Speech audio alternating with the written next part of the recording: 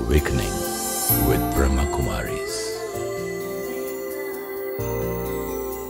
Namaskar and a very warm welcome to Awakening with Brahma Kumaris. Who am I?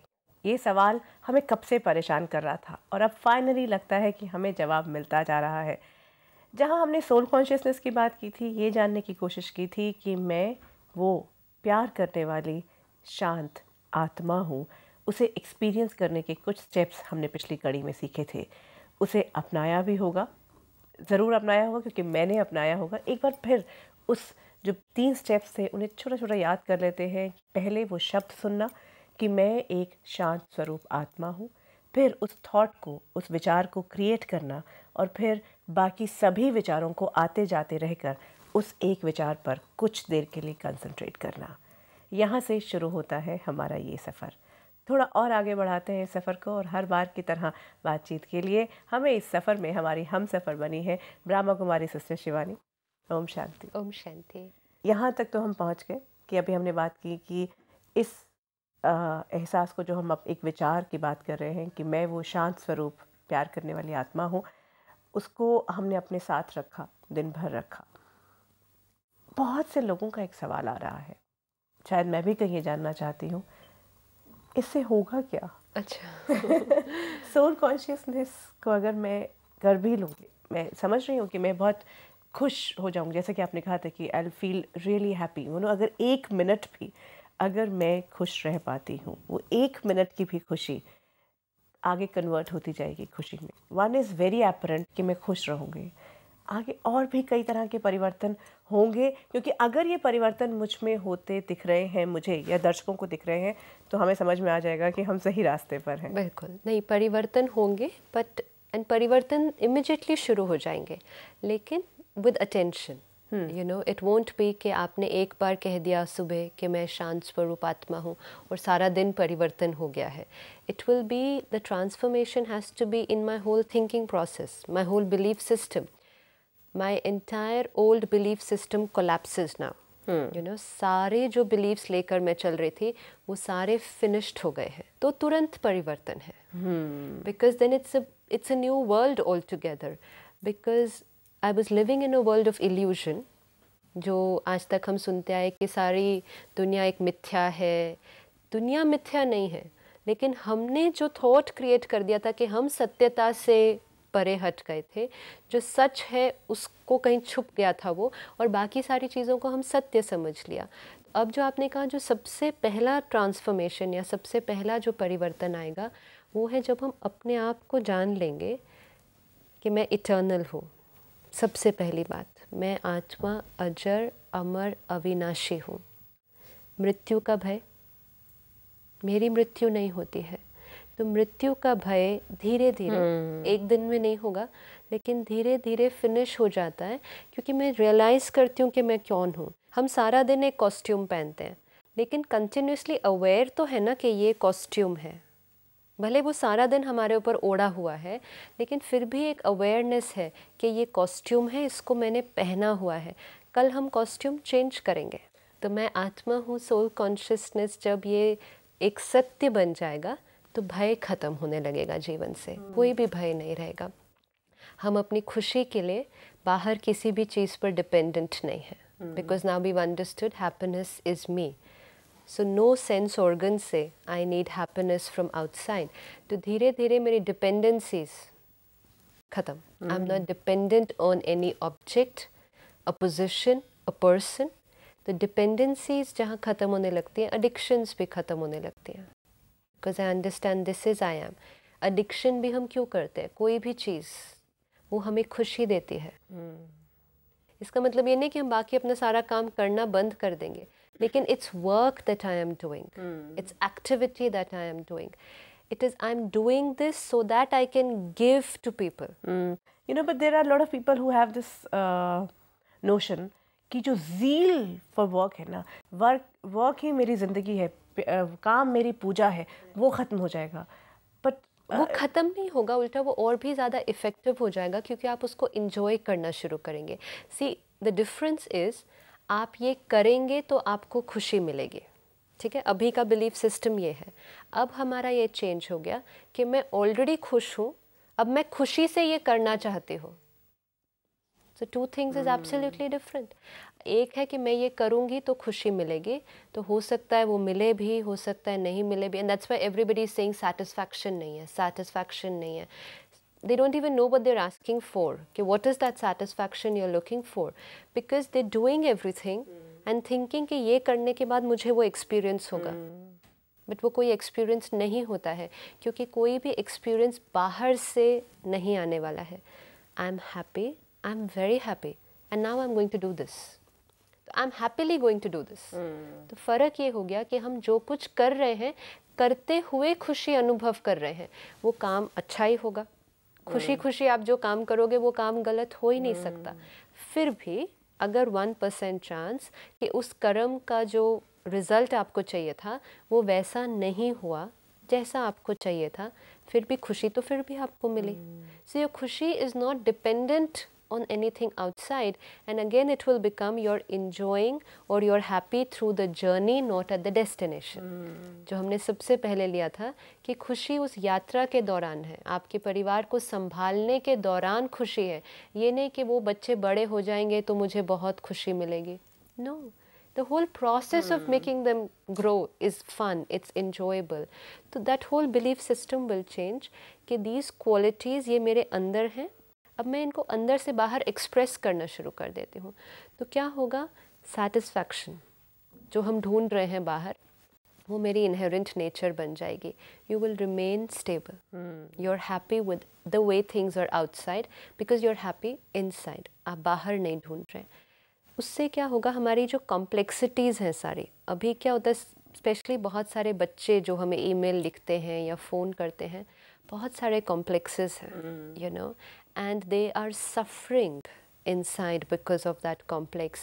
You know, some people write, मैं सबके सामने बोल नहीं पाता हूँ, या मैं स्टेज पे बोल नहीं पाता हूँ, या मैं बहुत अच्छा प्रेजेंटर नहीं हूँ, या मेरी फ्रेंड बहुत स्मार्ट है, मैं उतना स्मार्ट नहीं हूँ.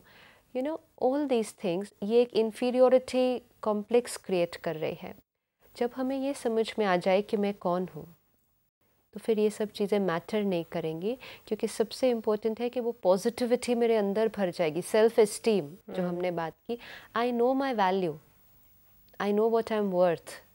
माई वर्थ इज़ नॉट डिपेंडेंट कि मैं सबके सामने स्मार्टली बोल सकूं या नहीं बोल सकूं.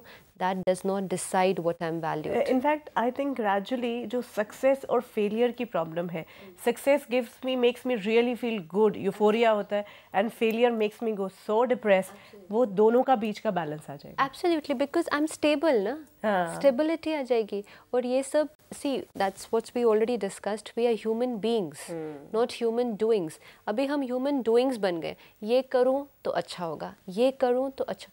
ये पहले बनो, you be this and then you do whatever you have to do. तो उससे क्या होगा, whatever you have become inside, वो एनर्जी आपकी फ्लो करेगी उसमें. अब आप लोगों से मिलते हैं, हो सकता है कि हम बहुत स्मार्टली बात नहीं कर सकते. somebody says I cannot talk nicely, it doesn't matter, but if you're so peaceful inside, you're so pure inside, you're so positive inside, बात भी करने की ज़रूरत नहीं है. People will just want to come and sit with you, क्योंकि आपके पास बैठते ही उनको ऐसी इतनी अच्छी आपसे फील आएगी, इतनी अच्छी वाइब्रेशंस आएगी. आप बहुत अच्छी लैंग्वेज ना बोले, उससे मैटर नहीं करेगा. आपके बोल कितने मीठे होंगे, उसमें इतनी पवित्रता होगी, वो किसी को भी अच्छी लगेगी. कंफर्ट लेवल आ जाएगा, कंफर्ट लेवल आ जाएगा. तो यू नो, एक्सटर्नल चीज़ों से जो हमारी बहुत सारी, क्योंकि हर एक के पास हर चीज़ नहीं हो सकती है बाहर. Somebody can be very beautiful in the physical sense, somebody maybe not, but it's more important कि I'm beautiful inside. And wonderful बात ये है कि everybody can be that.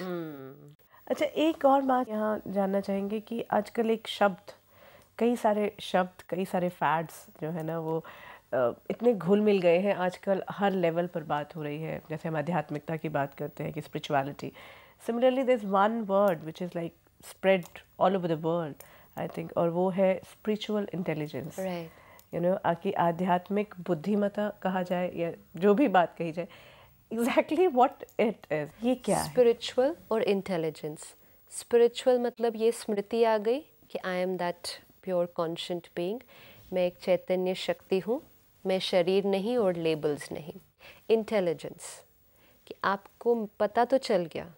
You know, what is intelligence? A very dictionary definition of intelligence is to use what you know in the right way, at the right time, in the right place and with the right intention. आपको बहुत कुछ पता है वो काफ़ी नहीं है, लेकिन आपको जो पता है उसको सही समय पर सही तरीके से यूज़ करना, तब कहेंगे ये व्यक्ति बहुत इंटेलिजेंट है, बुद्धिमान है. या तो कहेंगे इनको सब कुछ आता है लेकिन ये इसको समय पर यूज़ नहीं कर सकते, then you are not intelligent. अब हमें स्मृति है, अब मुझे ज्ञान है, अब मुझे पता भी चल गया कि मैं एक चैतन्य शक्ति आत्मा हूँ. Now intelligent, I will be intelligent when I use that in the right way, at the right place, at the right time. How? कि now I have no fear. अब अगर मेरी कोई चीज़ गुम हो जाती है, बहुत वैल्यूबल चीज़ गुम हो जाती है, मुझे पता है कि वो मेरी चीज़ थी, वो मैं नहीं हूँ, गुम हो गई, कोई बात नहीं, नो डिस्टर्बेंस, इंटेलिजेंट. नॉलेज है, उसको यूज़ किया, इंटेलिजेंट. आप आए, आपने आकर मुझे क्रिटिसाइज़ कर दिया, कुछ कह दिया, बहुत बुरा भला कह दिया, मुझे पता है आपके मन में मेरे प्रति कोई इमेज है, आप उस इमेज के साथ खुश नहीं है तो आप उसको क्रिटिसाइज़ कर रहे हैं, आप मुझे नहीं क्रिटिसाइज़ कर रहे हैं क्योंकि आप मुझे तो देख ही नहीं सकते. You don't know me still, I know myself now, so I will not get hurt. That's wonderful actually. I will not get hurt. That is spiritual intelligence. If I know कि I am a peaceful soul and जैसे आपने आकर कुछ कह दिया and I get hurt, then I'm not intelligent. So knowledge है, लेकिन knowledge को सही समय पर सही तरीके से यूज़ नहीं किया तो हम कहेंगे ज्ञान होने का फ़ायदा क्या फिर आपके पास. हर स्टेप पर उस, इसीलिए जो आपने कहा ना, सोल कॉन्शियसनेस को यूज़ करना, सिर्फ knowledge is of no use. या मॉर्निंग में बैठ के 5 मिनट कर लिया कि मैं शांत स्वरूप आत्मा हूँ, तो सबसे पहले तो भय ख़त्म हो जाएगा. दूसरा रिलेशनशिप्स, अब अपने ऊपर तो स्टेबल रख पा रहे हैं कि ठीक है अब गुस्सा नहीं आता बहुत ज़्यादा, लेकिन आप आए, आपने सडनली बहुत ज़्यादा गुस्सा करने लग गए या कुछ कहने लग गए. अब मेरी थिंकिंग आपके प्रति कैसे चलनी चाहिए, पहले थी ऐसे कैसे बात कर सकते हैं, मुझे ऐसे बोल दिया, अच्छा बोल दिया, अब मैं चुप क्यों रहूं, मुझे भी दवा, you know those old thinking pattern.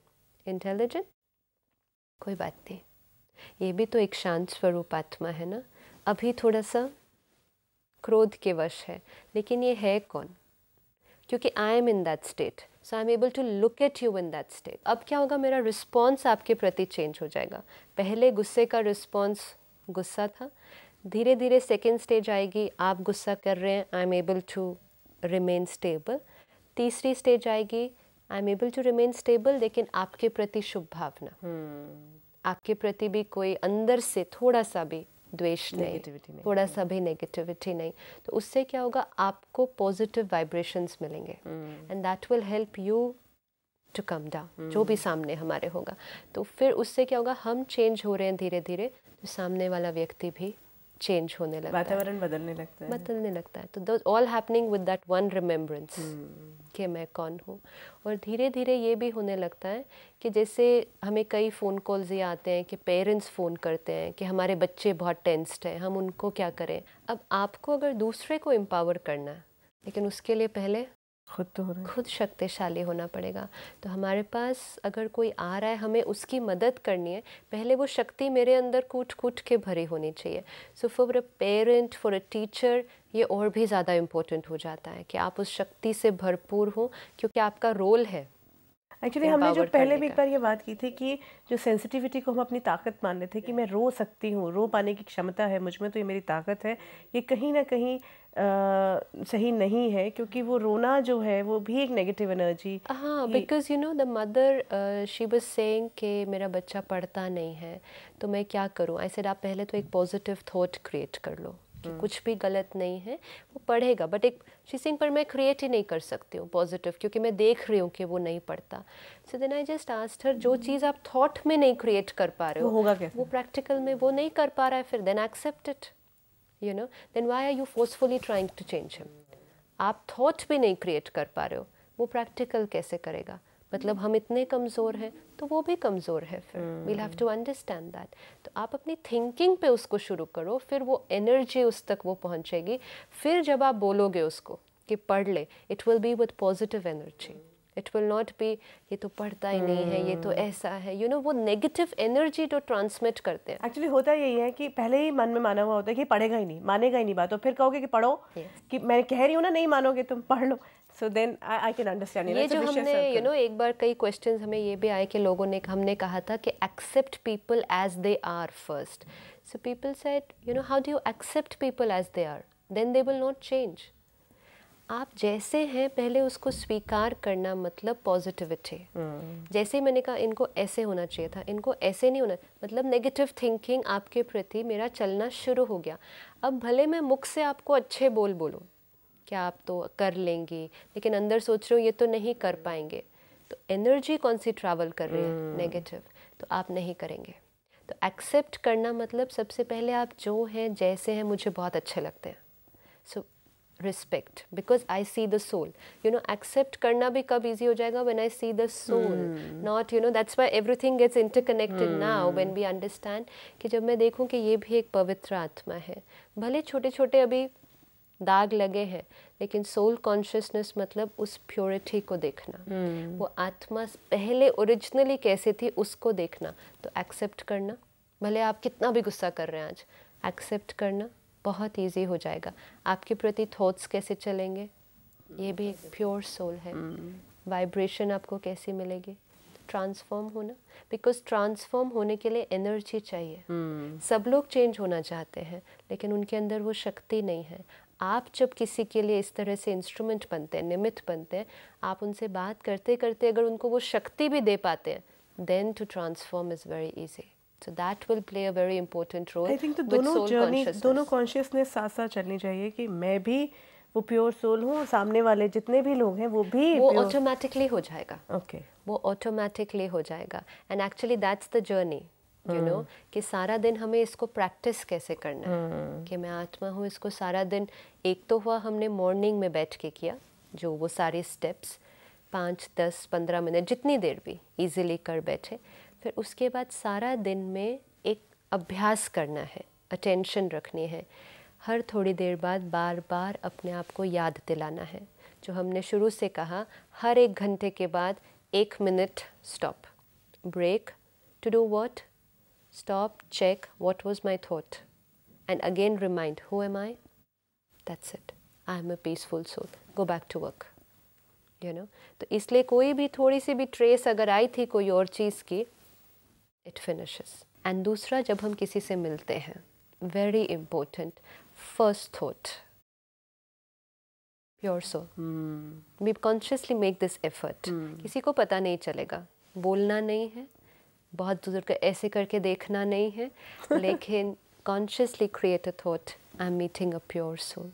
तो फर्स्ट वाइब्रेशन जो उनको आपसे मिलेगी, जो एनर्जी मिलेगी, that will be very pure. धीरे धीरे, ये सिर्फ प्रैक्टिस है, धीरे धीरे वो नेचुरल हो जाएगा कि हाँ, हम किसी के फिजिकल फॉर्म या स्टेटस या इससे यू नो प्रभावित नहीं होते, क्योंकि हम उनको रियलिटी में जानने लग गए हैं। तो जैसे ही हम आपको उस कॉन्शियसनेस से देखेंगे, तो हमारी आपके प्रति जो थॉट्स होंगे वो सारी चेंज हो जाएंगी, तो व्यवहार चेंज हो जाएगा। और अगर हमारा व्यवहार चेंज हुआ, आपका व्यवहार ऑटोमेटिकली चेंज हो जाएगा। Journey begins for everybody. Wonderful. अब कुछ प्रैक्टिकल एस्पेक्ट्स पे आते हैं कि मॉर्निंग में हमने शुरू किया, ये जो हमने 4 स्टेप्स की बात की है, बहुत से लोगों के सवाल ये हैं कि कैसे बैठना है, क्या यू नो नहाना या सब कुछ आप साफ़ करके या नहा धो के आप बैठेंगे, पूजा की तरह बैठना है, कहाँ बैठना है, रेगुलर उसी वक्त पर करना ज़रूरी है या नहीं, क्योंकि मेडिटेशन से जुड़ी ये कई सारी जो बातें हैं जो क्लैरिटी चाह रहे हैं। मेडिटेशन एक आंतरिक यात्रा है, ये एक इनर जर्नी है, और राज योगा मेडिटेशन 24 घंटे चलता है, you know, because it's just a thought pattern. ये अभी तो फर्स्ट स्टेज है। फिर जो हमने पहले भी देखा कि परमात्मा से संबंध जोड़ना, परमात्मा को याद करना, उससे बातें करना, it will not be restricted to a time duration. कि आपको 10 मिनट करना है, या इट्स समथिंग जो हम सारा दिन करते हैं। लेकिन क्योंकि सारा दिन हमें बॉडी कॉन्शियसनेस में इतने ज़्यादा घिरे हुए हैं, तो हम कॉन्शियसली थोड़ा समय सुबह निकालते हैं वो प्रैक्टिस करने के लिए। तो वो समय हर एक अपने लिए चूज़ करे, द अर्लियर द बेटर। जितना सुबह आप जल्दी करते हैं उतना अच्छा होगा, क्योंकि उस समय वायुमंडल बहुत पीसफुल होता है। इट्स लाइक अगर गुड़गांव से I think of driving to Delhi, तो I say let's leave early, no traffic. तो अगर कोई ट्रैफिक नहीं होगा तो आप बहुत स्मूथ, बहुत कम टाइम में और कहीं अटके बिना अपनी डेस्टिनेशन पर पहुंच जाते हैं। जितना लोग उठते जाते हैं उतना नेगेटिव एनर्जीज वायुमंडल में फैलती जाती हैं, क्योंकि हर माइंड जो जागृत अवस्था में आ गया, उठ गया, हलचल शुरू हो गई, अभी क्या करना है, कितने बजे जाना है। फिजिकल नॉइज तो है ही है घर के अंदर, लेकिन mental noise, the whole turmoil in the house begins. तो ideally do it when everyone is sleeping. तो वो टाइम थोड़ा सा, और वैसे भी before your daily routine starts, तो उससे पहले शुरू कर लें। और इसलिए जो आपने कहा कि ज़रूरी है कि नहा धो के ही सब कुछ करना है, पर्सनल चॉइस हर एक की, this will also be personal choice. लेकिन वही होता है कि जब अगर हम वो सब कुछ करने में लग जाते हैं तो शायद फिर वो बहुत लेट हो जाता है, और तब तक फिर बहुत एक्टिविटी में आ जाती है, और माइंड में भी बहुत कुछ आ गया होता है तब तक। तो आइडियली बस उठकर फ्रेश होकर आप बैठ जाओ, ताकि माइंड बहुत ज़्यादा एक्टिव ना हो जाए, क्योंकि this should be your foundation for the day. अगर क्योंकि वो जो हम कह रहे हैं ना, आने जाने वाली थॉट्स को, जब हम सवेरे जस्ट उठते हैं तो वो आने वाली थॉट्स बहुत कम है, लेकिन एक एक घंटा जो पास होता जाएगा बहुत सारी होंगी। तो जितना जल्दी करेंगे एफर्ट कम, रिजल्ट ज़्यादा। तो सुबह बस फ्रेश होकर अपना एक स्थान बना ले, preferably not on your bed, because आप सो जाएंगे शायद फिर से। तो एक अलग स्थान जहाँ वाइब्रेशन अच्छा हो, preferably not in the TV room, because TV room में भी वाइब्रेशंस बहुत अलग तरह के होते हैं। ओपन में भी कर सकते हैं, किसी बालकनी में, टेरेस पे, या फिर एक कोई भी आप स्थान लेकर आराम से बैठ जाए। और ट्राई कर सकते हैं अगर पॉसिबल हो कि रोज़ उसी स्थान पर बैठें, और अगर ये संभव हो तो आइडियली अप्रोक्सीमेटली उसी समय पर भी बैठे। तो माइंड को भी जैसे एक आदत पड़ जाती है वो करने की। और पोस्चर की जहाँ तक बात है, तो यस, जो क्रॉस लेग्ड पोस्चर है आप बैठते हैं, ये डेफिनेटली हाईएस्ट अटेंशन वाला पोस्चर होता है basically. So that's the only reason. But otherwise आप कंफर्टेबल होकर, हम जैसे अभी बैठे हैं हम बैठ सकते हैं, जैसा कंफर्टेबल लगे। जर्नी अंदर है। राजयोगा फिज़िकल या शारीरिक पोस्चर के ऊपर नहीं कंसंट्रेट करती है, वो हमारी आंतरिक यात्रा है, आत्मा का परमात्मा से संबंध है। और जहाँ समय और स्थान, और क्या आपने पूछा था, आंखें हम बहुत इम्पोर्टेंट जो ध्यान रखते हैं कि हम आंखें खुली रख कर बैठते हैं। क्यों? जो अब आपने देखा कि सोल कॉन्शियसनेस कितनी देर प्रैक्टिस करनी है। What am I doing in meditation? I am just remembering who am I. मैं एक शांत स्वरूप आत्मा हूँ। I don't need to close my eyes for that, because I'll be introducing myself yes, the whole I'll day. be doing this the whole day. तो सिर्फ अपने को याद रखना है और उस परमात्म शक्ति को याद करना है। हम सारी दुनिया को आंखें खोल कर ही याद करते हैं, किसी को भी याद करने के लिए आंखें बंद नहीं करते हैं। तो फिर परमात्मा को याद करने के लिए आंखें बंद करने की ज़रूरत क्यों है? आंखें बंद करने से क्या होता है, नींद आने का चांस बहुत ज़्यादा हो जाता है, और आंखें बंद करने से कंसंट्रेशन एक्चुअली कम होती है। आंखें जब खुली रहती हैं हम अटेंशन पर एक पॉइंट पर फोकस कर सकते हैं। आंखें जब बंद होती हैं बहुत सारे सीन्स आते जाते हैं, हमें पता भी नहीं चलेगा। एंड मोस्ट इम्पोर्टेंट हम इसलिए करते हैं क्योंकि हमें सारा दिन करना है।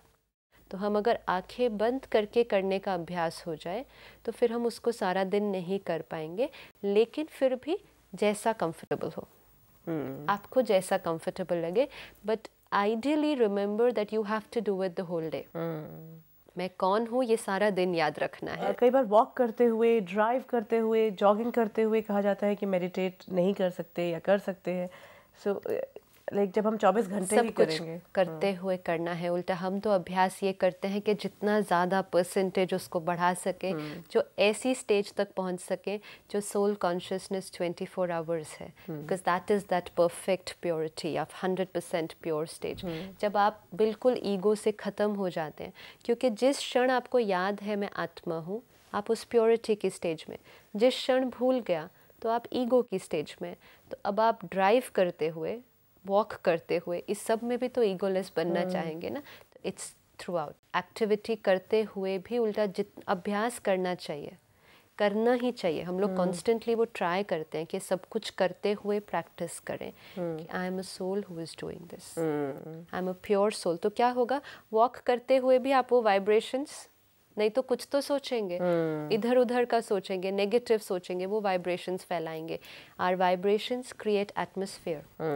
तो जितनी देर वो प्योर थॉट्स क्रिएट करेंगे, you're creating the atmosphere around you. Wonderful, and we can create actually. We are creating. Thoughts are being created by us. Unconsciously जब हम कर रहे होते हैं तो कुछ भी आ रहा होता है। जब उन्होंने ऐसा क्यों कहा, ये क्यों किया, you know, we are walking, walk करते हुए तो सारे दिन के थॉट्स आते हैं उसके अंदर। तो बहुत अच्छा लगा आज, क्योंकि प्रैक्टिकल एस्पेक्ट्स पे हम आए और सोल कॉन्शियसनेस का जो एक पूरा प्रोसेस है उसको 24 घंटे तक, 1 मिनट से शुरू करके 24 घंटे तक लेकर जाना, ये एक चैलेंज नहीं, मैं कहूँगी एक परिचय है एक्चुअली, यू नो, और ये ज़िंदगी का एक तरीका बन जाए तो I think that will be the ideal situation.